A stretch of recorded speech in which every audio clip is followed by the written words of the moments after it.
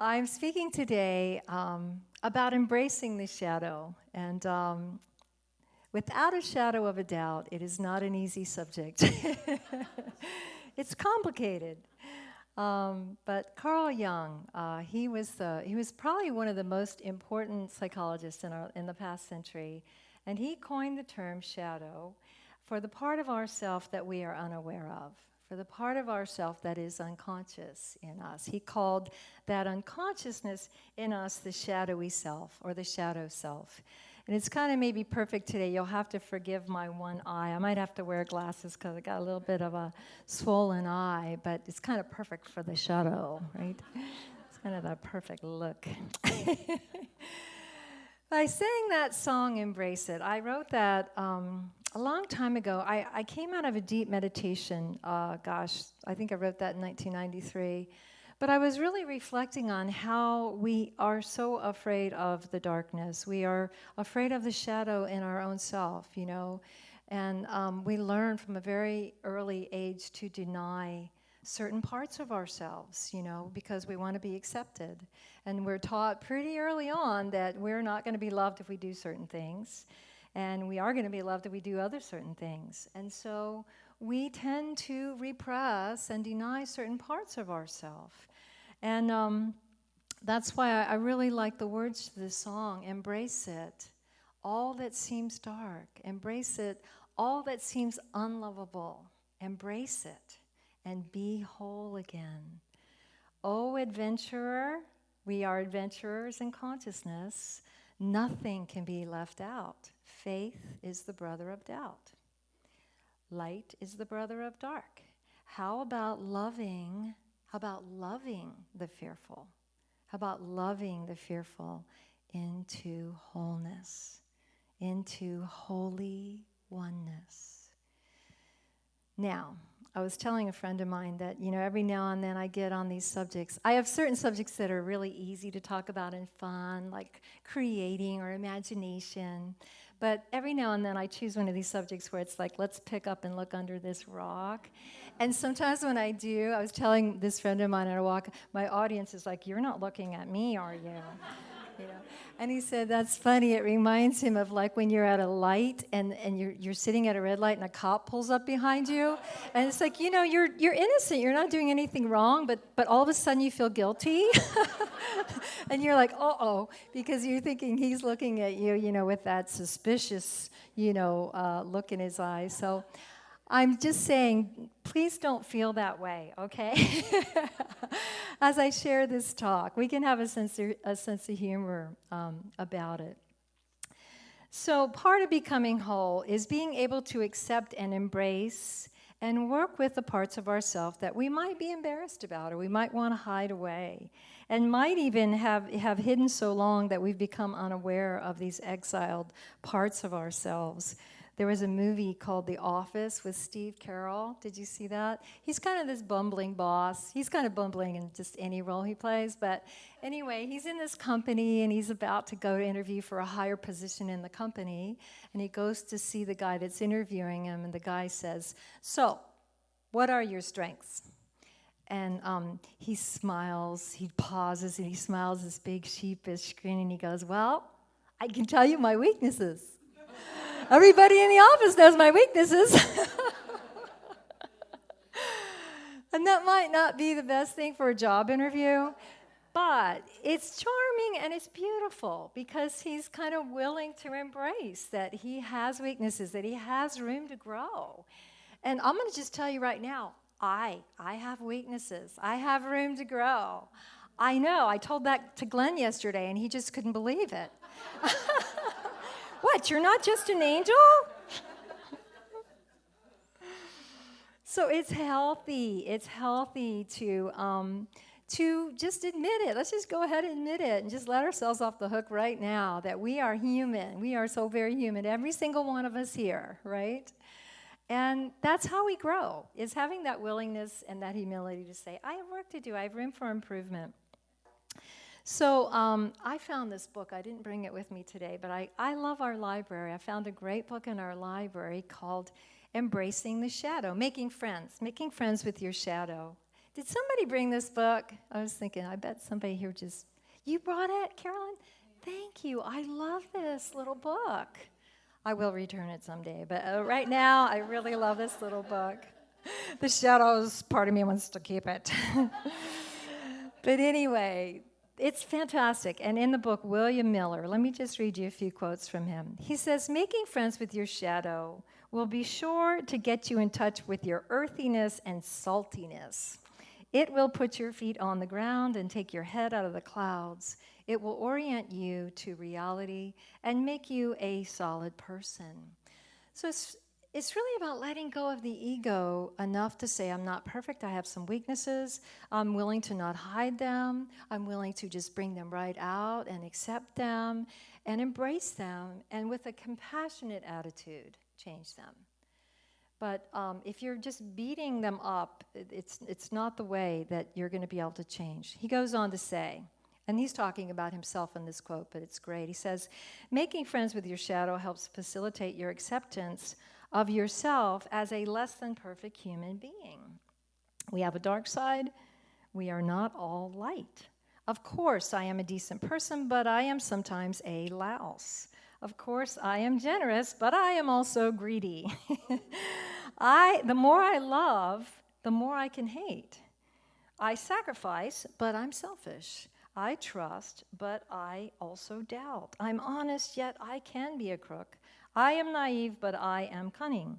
I succeed, and I fail. I create, and I destroy. I am angelic, and I am monstrous. Can you relate?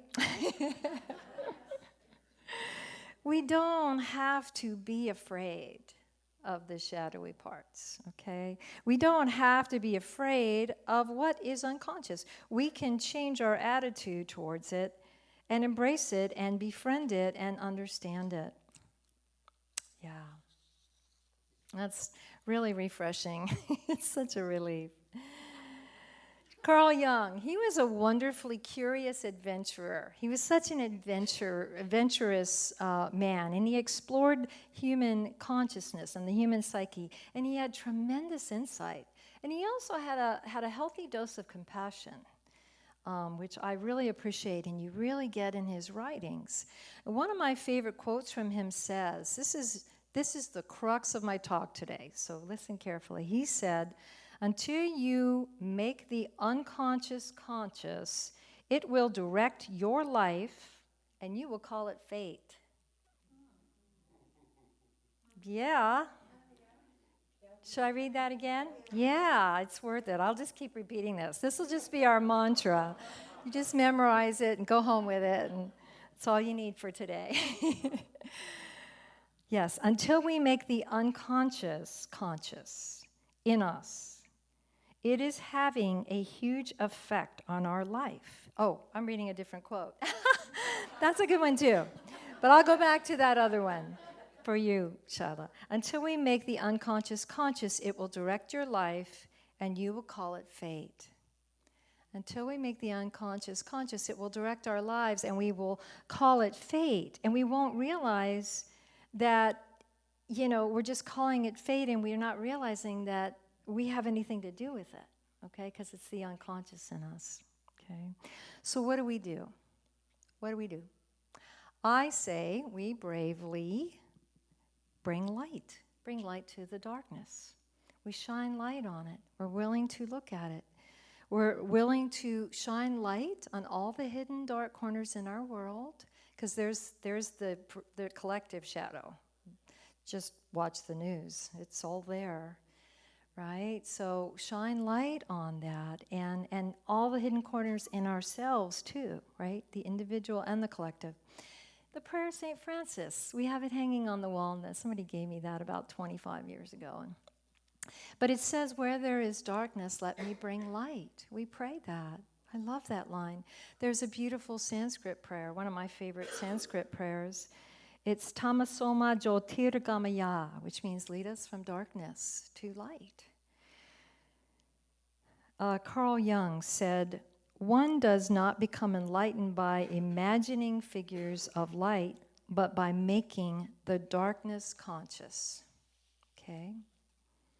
Now, we might be one of those people who think we generally love who we are and wonder if we have a shadow at all, right? Anybody? You're thinking, oh, this talk's not for me. I'll listen. I'll be polite, but... And we might think, oh, I don't reject myself. I love everything about myself, right? But if you said that to Carl Jung, he would sit there, he would smile, he would look at you with that knowing, wise look, and he would say, you know, we are often not necessarily aware of all the parts of our personality we reject, okay? We are not necessarily aware of all those parts of our personality we reject.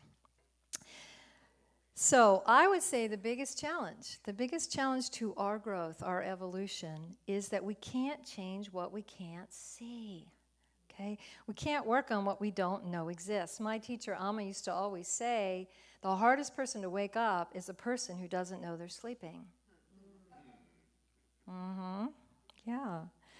So it takes a real desire to grow. It takes really deep work and commitment. It takes humility. It takes considering that maybe you are wrong, or maybe you were wrong, and maybe you need to kind of change your views about things, or maybe you need to start seeing yourself in a different way and looking deeper at yourself, but with compassion, but with honesty, you know, with humility and with compassion. So Jung says that it's often what everyone else can see about us, but we can't see. That's the shadow, right? It's what everyone else but us can see. It'd be so neat if we could just stand around, be so honest and loving with each other. But first we could like hit everybody with a wand so nobody would take anything personally or be offended. And then we could like have this really honest conversation. No, it happens at my retreats, actually. I really love that. We get to that deeper place where we can be more authentic, actually, but with a whole lot of love and a whole lot of owning our own self and our own work that we need to do. But Jung says that, Carl Jung says, since childhood we've learned to distance ourselves from behaviors, thoughts, and emotions that we find dangerous. In other words, if we act that out, we won't be loved, we'll be abandoned. And so our minds tend to pretend that they don't exist. And so the journey to wholeness is to retrieve these disowned parts of ourself. You know, these are parts that we want to throw away, that we want to judge and condemn. St. Paul, there's a really interesting quote here in the Bible where he speaks about the shadow. And it looks like what he's talking about is that he wants to disown his own shadow self. And he wants to call it sin and evil and something that is not somehow part of himself. So listen to this carefully. This is in Romans chapter 7, verse 15 through 20. It says, I do not understand my own actions, for I do not do what I want, but I do the very thing I hate. If I do what I do not want, it is no longer I that does it, but sin, which dwells within me. Does that sound like disassociation a little bit? So he does. He wants to disown and refuse. And this he doesn't want to accept this part of himself that is acting unconsciously. And he hasn't heard my song, Embrace It, right? He wants to project it on sin, you know, and we do that. We deny the shadow, you know, and it's legitimate. It's an inevitable part of being human, right? So we all present a persona of who we want the world to see and who we want the world to believe we are. And our ego believes that usually, and that usually is a big part of who we are. But there's usually more, and that part, you know, very few people get to see. We don't tell too many people. We might tell a really good friend. We might tell our, you know, a family member. You know, different things. Like we might drink too much and keep it hidden. You know, some people feel unbearably lonely. Some people are eaten up with anger. Some people feel lost. Some people feel unstable. And they want to keep it hidden, right? But what if that's okay? Can you all just say, that's okay? And can you say that to every part of yourself that you feel maybe ashamed of or embarrassed? Can you just say, that's okay? Because the first step is accepting it, right? The first step is accepting it and embracing it with compassion. Maybe that is the only way to begin to change it. So Jung says the shadow is deep down in the unconscious, and the message we get from this hidden place is, I'm not okay, I'm not lovable, I'm not deserving, I'm not worthy. Now, Jesus was a great teacher of love, wouldn't you say? He was a great teacher of love. And there's a teaching, though, that I think we need to turn a little bit. You know, he had so many beautiful teachings about caring for the beggars and caring for the least among us and caring for the lowliest. And, you know, what if we look at his teaching in a different way and maybe we include ourselves in that caring? And the parts that we feel are the least within ourselves, the unwanted, untouchable aspects of ourselves, maybe it's only when we can embrace them that we can embrace them in others, that we're able to embrace the lowly or the meth addict on the corner or the homeless person under the bridge or, you know, the person that cuts us off in traffic. Carl Jung spoke on this so beautifully. Listen to this quote. It's probably one of my favorite ones. What if I should discover that the least amongst them all, the poorest of all beggars, the most impudent of all offenders, yea, the very fiend himself, that these are within me, and that I myself stand in need of the arms of my own kindness, that I myself am the enemy that must be loved? What then? There's a powerful movie. I wish Kyra was here for this part of the talk, because Kyra got me to watch Frozen. I had seen Frozen way back, I think in 2013 when it first came out. It is such a powerful story. But it's really a story about the shadow. It's a story about this young girl, Elsa, and she's born to royal parents. She's destined to become a queen. And she has a little sister, Anna. And she's got these special powers. She's got magical powers where she can turn things to ice and snow. And so her and her little sister Anna have a lot of fun. They're playing, and she makes snowmen, and she makes them dance. And they have a lot of fun, but one day, Elsa accidentally zaps her little sister and almost freezes her to death. So the parents are very upset, and they say, okay, this is bad. You have to stop using these powers, and we're gonna, you need to stay in your room and stay away from your sister because you might hurt her. And so Elsa, she starts to believe that she's bad and that her powers are bad, and that even loving her sister is dangerous. So she has to, stuff her emotions. And so she's basically for the rest of her life up in her room, and her little sister comes out outside the door and says, Elsa, can you come play? Can you come play? And she won't answer. She's afraid if she loves her sister, she'll hurt her. And so this way that she's denying her powers and she's denying her creativity, that becomes her shadow. That becomes this very unconscious, buried, denied part of herself. And she grows up, and so when she's upset, emotions kind of come out sideways and things start freezing around her. And this one time she gets really upset and the whole town freezes. And she's even locked in her room and this is happening. So she feels like she has to leave. She's just so bad, she has to just leave the kingdom. So she goes out into the wilderness and she builds herself this castle made of ice. And she lets it out in the movie. She really lets it out. And you can just tell she's starting to dig into that repressed part of herself, and she's starting to bring it up, and it's kind of coming out like, finally I can be myself, and I'm going to make all these icicles, and I finally can be myself and be left alone, and but she's lonely and she's sad. And her sister who loves her goes and finds her, but she brings along an evil husband that she married. And the evil husband has very bad intentions. He doesn't want to go save Elsa. He actually wants to get rid of both of them and be the king of the kingdom. So they go and they find Elsa's castle, and there's a big battle that ensues because Elsa knows the evil husband is not a good guy. And at one point, Elsa accidentally freezes her sister's heart, and she thinks she's killed her. And at this point, something happens. Something wakes up in Elsa, and all this love that's been repressed and all this energy just wakes up, and she grabs her sister and she holds her. She holds her close and she tells her how much she loves her. She thinks she's killed her. And it heals her sister. And there's this revelation, and she realizes that love can heal. And with love, she can temper her powers.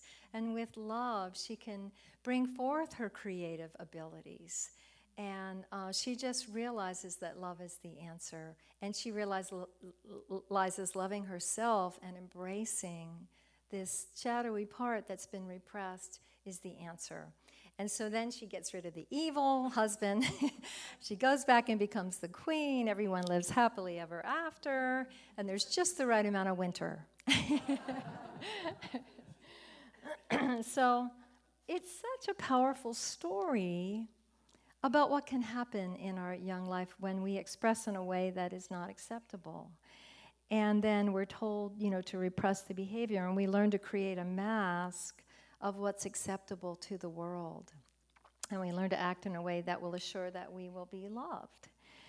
And quite often we never learn what to do with those repressed parts. And there's a lot of creativity in there. The shadow is not just dark. There's all sorts of things that we repress that we need to find a way to unrepress. So this shadow part of us demands our understanding and acceptance, because if we unconsciously express from the shadow, we will probably create trouble. We will probably create in a destructive way, whether in our relationship or in our life or in our community, in our health. And the most common way that we express the unconscious shadow is we project it, okay? We tend to see it in others. So if you have a lot of trouble with a whole lot of people, you might want to consider, what's going on deep inside of me? What might be going on more in the unconscious? And there's a reason for this. We need to see it, so we project it. We project it outside so that we can, because we can't directly confront it in ourselves. Jesus had a great teaching, really, really powerful, very descriptive teaching on this. He says, "Why do you see the speck in your brother's eye when you don't notice the log in your own eye?" Isn't that a good one? I mean, it's just so exaggerated, but I think that's what helps us understand. I mean, I always try to imagine somebody with a log in their eyes. It's hard to even imagine. But there's a great YouTube video, Alan Watts. I love Alan Watts, and he's talking about Carl Jung. He loved him. I think they were friends. But Alan was speaking on Jung, and he said, condemnation does not liberate. Condemnation represses. And, I am the oppressor of the person I condemn, not his friend, not his fellow sufferer. So he's explaining how we tend to see our own unconsciousness in others and condemn them for it, And he describes how we find a hook onto which to project. And the way that we find a hook is there's a little bit of truth in it, right? There's maybe just this little bit of truth in there, so we hook it on there and we project, and it makes it even harder for us to see because there's a little bit of truth in that projection, just this much. So, Watts said that to the degree that someone condemns others and finds faults with others, that is the degree to which he is denying his own shadow self. Not to say we don't want to point out what's wrong, but examine closely when you're judging. Examine closely what we judge. That's very important. Now, another habit of the unconscious shadow is to disassociate, right? The devil made me do it, right? That's where that came from. I didn't do it. I'm an angel. The devil made me do it. Maybe we need to embrace the devil in ourselves. Unity looks at the Bible metaphysically, so that Judas is not outside of ourselves. We have that part in us too. And what if we just embrace it? What if we love it into wholeness and we don't judge it anymore? What a different choice. So Watts says we want to know how to reconcile ourselves with our own nature. He says we want to know how to love the enemy in our own heart. And so maybe we do need to love the part of us that we've made the enemy and stop railing against the least and lowly in ourselves. So the more we're able to accept ourselves as we are, to accept ourselves. It reminds me of a song, I love myself the way I am. There's nothing I need to change, or maybe I do. Just a little, just this little bit of shadow. But the more we're able to accept ourselves the way we are, the less we need to pretend to be something we're not. And that's such a relief, because then we can interact in such a more authentic way. And when we interact more authentically and just tell the truth and even laugh about it, it's so much more fulfilling, isn't it? It's like, wow, thank you. We want that. We want to have a true meeting. And a true meeting means we need to be honest and authentic and real and not be afraid of that. And, just embrace it if we feel guilty or ashamed of some part of ourselves. Embrace it, like my song. So, if we can more accept the imperfections in ourselves, we can more accept them in others. And that is really, really an important point. So, embrace it. May we embrace all of our humanness and all that seems dark and all that seems unlovable and all that's hard to love in ourselves and all that we see as imperfection. Let us embrace that. And that's how we become whole. That's how we become holy. We are destined to fully embody our holiness. And the only way we get to that is by embracing and loving all that we are. Right? Loving all the little unwanted children aspects. Just pick them up and hold them and love them and say, I'm here for you and we're in this together. I love you all. Thank you. God bless. Thank